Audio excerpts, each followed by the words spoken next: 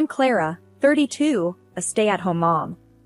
Let me tell you about the worst period of my life that began 2 years ago.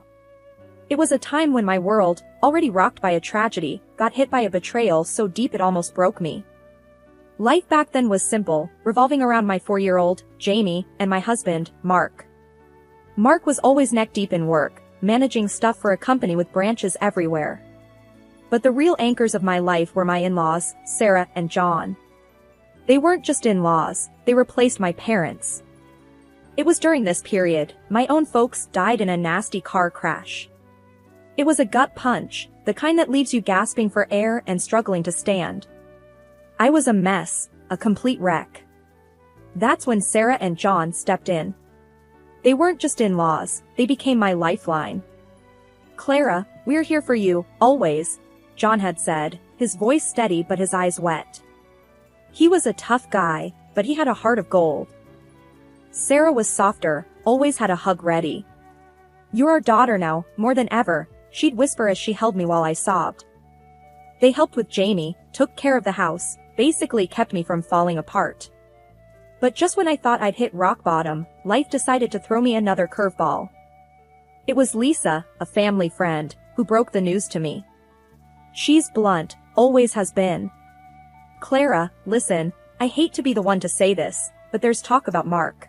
They say he's seeing someone else." I remember laughing it off at first.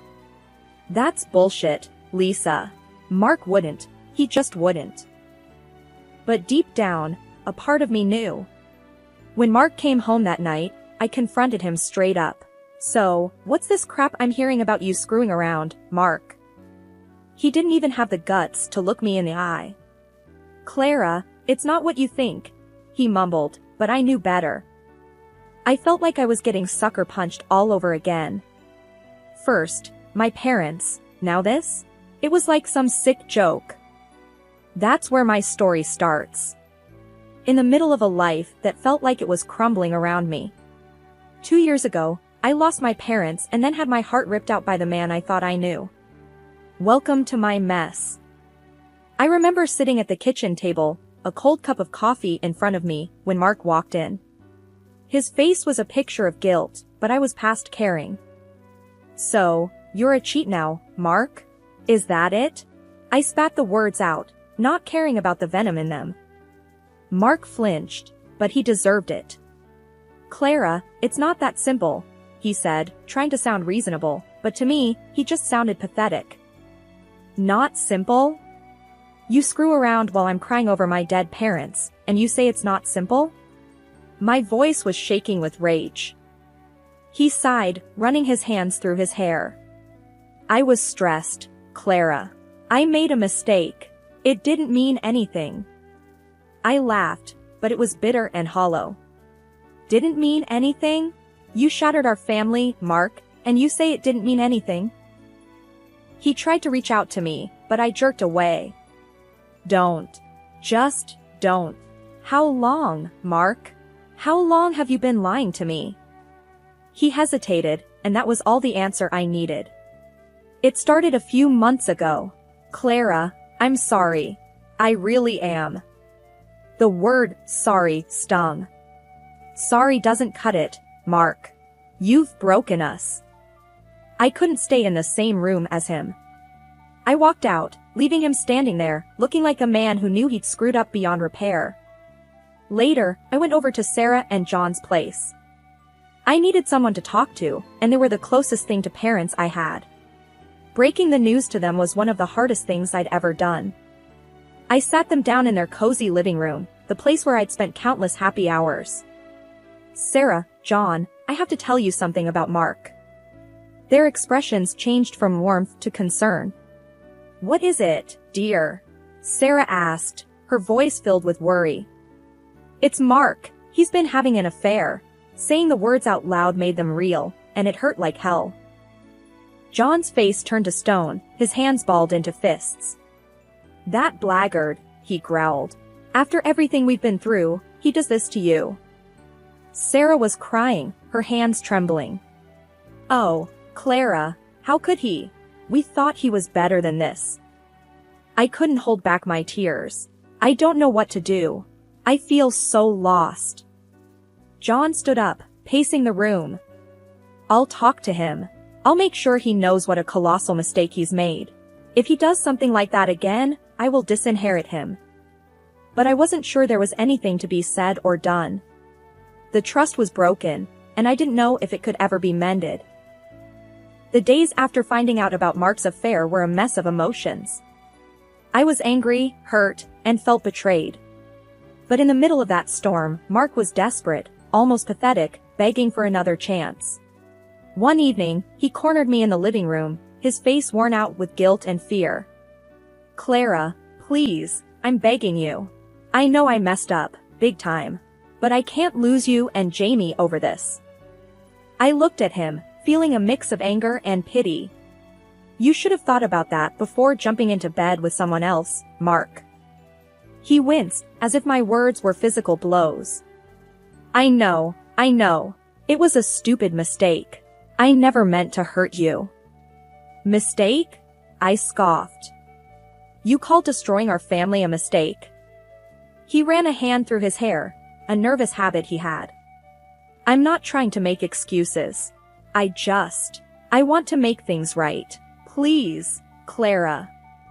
I wanted to scream, to tell him how much he had hurt me, but instead, I found myself thinking of Jamie, our little boy who adored his dad. Mark, you don't just get to come back and pretend everything is fine. You broke something here, I said, my voice heavy with unspoken pain. I know, and I'll spend the rest of my life trying to fix it, if you let me, he pleaded. I sighed, feeling the weight of the decision on my shoulders. I'll think about it, Mark. But even if I agree, things will never be the same again. He nodded, looking like a man who knew he was hanging by a thread. I understand. Thank you, Clara. The next day, I talked to Sarah and John about it. I needed their perspective, their advice. John was furious, his old-school values making it hard for him to see past the betrayal. Clara, you can't just let him off the hook. He needs to learn his lesson. Sarah was more understanding, though her disappointment in her son was clear. Clara, dear, whatever decision you make, we'll support you. But think about Jamie, and what's best for him. Their words echoed in my head as I made my decision. I wasn't doing this for Mark. I was doing it for Jamie, and maybe, a little bit, for the memory of what Mark and I used to have. That night, I told Mark my decision. I'm willing to give this another shot, Mark. But things need to change. We need to start over, rebuild what you broke. Mark's relief was palpable. Anything, Clara. I'll do whatever it takes. 2 years had passed since I decided to give Mark another chance. It felt like walking on a tightrope every day, balancing between the past and a future I wasn't sure about. Mark got a promotion at work, which meant more business trips, more time away from home. It left me with Jamie and a lot of time to think. One day, while Jamie was at school, I sat with Sarah and John in their garden, a place where we had shared so many family moments. Clara, you've been holding up well, considering everything, Sarah remarked, her voice laced with concern. I forced a smile. I'm trying, Sarah. For Jamie's sake. John, who had been quiet, finally spoke up. You know, Clara, I still can't wrap my head around what Mark did, but I respect you for giving him another chance. I sighed, looking at the garden's blooming flowers. I don't know if it was the right decision, John. Sometimes, I feel like I'm just waiting for the other shoe to drop. We're here for you, no matter what, Sarah said, reaching over to squeeze my hand. I appreciated their support, but deep down, I felt alone. Mark's frequent travels didn't help. Whenever he was home, it was like living with a stranger. We talked, but it was mostly about Jamie or mundane things. One evening, I decided to confront Mark about this distance between us. He had just returned from a trip and was sitting in the living room, scrolling through his phone. Mark, we need to talk, I said, standing in the doorway. He looked up, a hint of weariness in his eyes. What's up? It's about us. I feel like we're just coexisting, Not really living as a couple, I said, trying to keep my voice steady. Mark put his phone down, his expression turning serious. Clara, I'm trying. I'm working hard for us, for our family. But is that enough, Mark? We hardly talk, and when we do, it's like we're just going through the motions, I replied, frustration creeping into my voice. He stood up, coming closer. I know it's been hard, Clara, but I'm doing the best I can. I shook my head. I'm not sure if your best is enough anymore. We stood there, the distance between us more than just physical. I wanted to believe that we could get back to where we once were, but as each day passed, that hope faded a little more. Life in the Smith household had settled into a routine, a mundane pattern of day-to-day activities, with Mark frequently away on business trips and me juggling household chores and caring for our son Jamie. The joy and spontaneity that once filled our home seemed to have evaporated, leaving behind a sense of mechanical existence. One afternoon, while visiting Sarah and John, something happened that I hadn't anticipated. We were sitting in their cozy living room, sipping tea and chatting about trivial matters, when Sarah, ever the attentive mother-in-law, gave me a curious look. Clara, dear, you've been looking a bit pale lately. Everything all right with your health? Sarah's tone was laced with genuine concern. I forced a smile, not wanting to worry her. Oh, I'm fine, Sarah. Probably just a bit tired from running around after Jamie. She wasn't convinced and leaned forward, lowering her voice conspiratorially. You're not, by any chance, expecting, are you? Her question caught me off guard, and I laughed it off. No way, Sarah. That's definitely not on the cards right now. However, her words planted a seed of doubt in my mind. The more I thought about it, the more I realized that my recent tiredness and nausea could be signs of pregnancy. On my way home, I made a detour to the pharmacy and bought a pregnancy test, my heart pounding with a mix of fear and anticipation. The next morning, after Jamie had left for preschool, I took the test. The minutes I spent waiting for the result felt like hours. When I finally looked at it, the 2 pink lines were as clear as day. I was pregnant. I was still reeling from the shock when Mark returned from his latest business trip. He looked weary, his soup crumpled and his eyes tired. I hesitated for a moment before deciding to tell him the news. Mark, we need to sit down. There's something important I need to tell you, I said, my voice trembling slightly. He frowned, a look of concern crossing his face. What's wrong, Clara? Is it Jamie? No, it's not Jamie. I'm pregnant, I said, watching him closely for his reaction. He stood there, stunned, as if trying to process what I'd just said. Then, slowly, his expression shifted to one of confusion and concern. Pregnant? Are you sure? Yes, I'm sure. I took a test this morning, I replied, feeling a knot form in my stomach at his less than enthusiastic response. Mark ran a hand through his hair, a gesture of unease. Wow, that's great news. It's just so unexpected. His words lacked conviction, and I felt a pang of disappointment. I thought you'd be happier, I said, my voice barely above a whisper. He quickly tried to reassure me. I am happy, Clara, really. It's just a lot to take in right now, with everything going on at work. I nodded, trying to mask my disappointment. The joy of discovering my pregnancy was overshadowed by the growing distance between us. The following day, I shared the news with Sarah and John. Their reaction was heartwarmingly different. Sarah's eyes lit up with joy, and she enveloped me in a warm embrace. A new grandchild. Oh, Clara, this is such wonderful news, she exclaimed, her voice brimming with excitement. John's reaction was equally enthusiastic. This is a blessing, Clara, a beautiful addition to our family. Their happiness was infectious, and for a brief moment, I allowed myself to bask in the joy of the new life growing inside me. The joy of expecting was tinged with the bittersweet realization that the child would be born into a family where the parents were more like strangers than partners. The mix of emotions was overwhelming, leaving me to wonder about the future of our family. The days at home had turned into a never-ending cycle of monotony, with Mark always off on some business trip or another, leaving me to handle everything alone. It was during one of these dull, repetitive days that my in-laws, John and Sarah, decided to shake things up. I was over at their place, mechanically sipping tea while Jamie was playing with his toys, when John dropped a bombshell.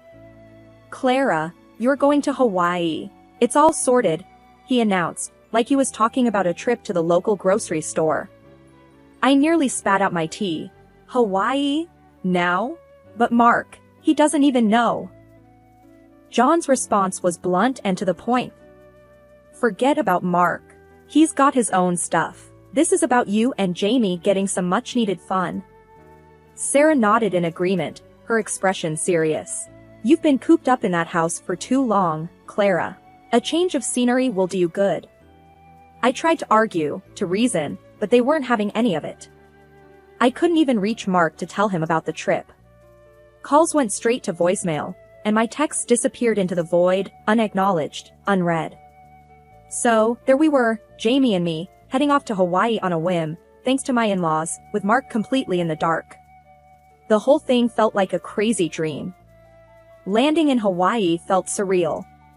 The hotel was like something from a postcard, exactly how Sarah had described it. "It's a family tradition," she had said. Jamie was ecstatic, his laughter and energy contagious. But as I watched him play, a pang of loneliness hit me. "Why isn't Daddy here, Mommy?" Jamie asked, his innocent question twisting the knife a bit more. "He's busy, baby," I replied, keeping my voice light. "But we're going to have a great time, just us." Every night, I'd send updates to Mark, photos of Jamie building sandcastles, the stunning Hawaiian sunsets, but they went unanswered. His silence was a loud, echoing confirmation of the growing gap between us. The days were a blur of beach outings and hotel adventures with Jamie, yet I felt disconnected, my mind constantly wandering back to Mark. Then came the shocker. On our penultimate morning, I walked down to the hotel lobby, and there he was. Mark. And he wasn't alone. There was a woman with him, someone I didn't recognize, laughing at something he said. I froze, my heart pounding. This couldn't be happening. Not here. Not in the very place Sarah and John had cherished. The shock was like a slap in the face. I couldn't believe my eyes. The moment I saw Mark with that woman, my world stopped. Panic gripped me as I grabbed Jamie's hand, rushing him back to our hotel room. He was babbling about the pool and the fun he had, unaware of the storm brewing inside me. Once in the room, I quickly got Jamie settled with his favorite toys and stepped out onto the balcony, dialing a number with trembling fingers. "I need you here in Hawaii," I said, my voice barely above a whisper, trying to keep the desperation at bay. I spent the rest of the day on that balcony, like a sentinel watching over a battlefield. Below, Mark and his mistress were living it up, oblivious to the pain they were causing. My heart felt like it was being squeezed in a vice as I watched them laugh, touch, and share moments that were meant to be mine. That night, sleep was a stranger. My mind was a whirlwind of hurt and anger, replaying the scene over and over. The betrayal felt raw, cutting deep into the core of what I believed our life together was. The next morning, I left Jamie with the sitter and made my way to the hotel restaurant, where I saw Mark and the woman having breakfast, still in their little bubble. I marched up to them, fury coursing through my veins. "Mark, what the hell is this?" I demanded, my voice shaking with rage. Mark's head snapped up, and the color drained from his face. "Clara, this isn't what it looks like. Don't insult me. I'm not blind," I shot back, glaring at the woman beside him. She looked uncomfortable, fidgeting in her seat. "Who are you?" I asked her, my voice icy. She stuttered, her eyes darting between me and Mark. I'm Lisa, I didn't let her finish. "Well, Lisa, you've been sleeping with my husband. Congratulations." Mark tried to intervene. "Clara, please, let's not do this here." "Why not, Mark? Afraid of a little scene?" I challenged, my voice dripping with scorn. The woman, Lisa, quickly stood up, mumbling an apology before scurrying away. Mark reached out to me, his eyes pleading. "Clara, I can explain. Please, just don't tell my parents." As if on cue, John and Sarah walked into the restaurant. Seeing the scene, they quickly pieced things together. Mark's face turned ashen. John's voice was cold and hard. "What's going on here, Mark?" Mark stammered, "Dad, I can explain." Sarah looked from Mark to me, her expression one of shock and hurt. "Clara, what's happened?" I took a deep breath, the weight of the betrayal heavy on my chest. "Mark's been having an affair. I caught them together." The words hung in the air, heavy with disappointment and pain. Sarah's hand flew to her mouth, her eyes brimming with tears. John's face was a mix of anger and disbelief. John was the first to speak, his voice laced with a bitterness I had never heard before. "Enough of this nonsense, Mark. We're tired of your antics. You've pushed us too far this time." Sarah stood beside him, her expression one of utter disappointment. "We've stood by you through everything, but this is unforgivable." Mark, looking like a deer caught in headlights, tried to appeal to them. "Mom, Dad, please." But John cut him off. "No, Mark. We're done. You're out of the house. It belongs to us, and we won't harbor a cheater under our roof. And as for the inheritance, don't expect a dime." Mark's face crumpled. He looked from his parents to me, a desperate plea in his eyes. "Clara, please." I shook my head, feeling a strange mix of relief and sorrow. "It's over, Mark. I'm filing for divorce." The trip back from Hawaii was a blur. Once home, I set the wheels in motion for the divorce. The proceedings were quick, but every signature, every paper served was a reminder of the life I thought I'd have. The court granted me alimony for both Jamie and our unborn daughter. Mark was ordered to provide for both children, his actions leaving him alone and distanced from the family he once had. When our daughter was born, a beautiful baby girl, it was a bittersweet moment. She was a symbol of a new beginning, but also a reminder of everything that had fallen apart. Throughout it all, John and Sarah were my pillars of strength. They helped with the kids, giving me the support I desperately needed. "You're not just our daughter-in-law, Clara. You're our daughter, and we'll be here for you and the kids," Sarah would often say, her kindness a soothing balm on my wounded heart. Life settled into a new routine. Raising 2 kids alone was challenging, but with John and Sarah's help, it was manageable. We became a close-knit unit, bound by love and mutual respect, a stark contrast to the broken family we once were. Mark became a distant figure, an occasional visitor in the kids' lives, but the warmth and closeness we once shared were gone, replaced by a polite, distant co-parenting arrangement. As I watched my children play in the yard, John and Sarah sitting nearby, chatting and laughing, I realized that this was my new normal. It wasn't the life I had planned, but it was a life filled with love and support. In the end, that was all that mattered.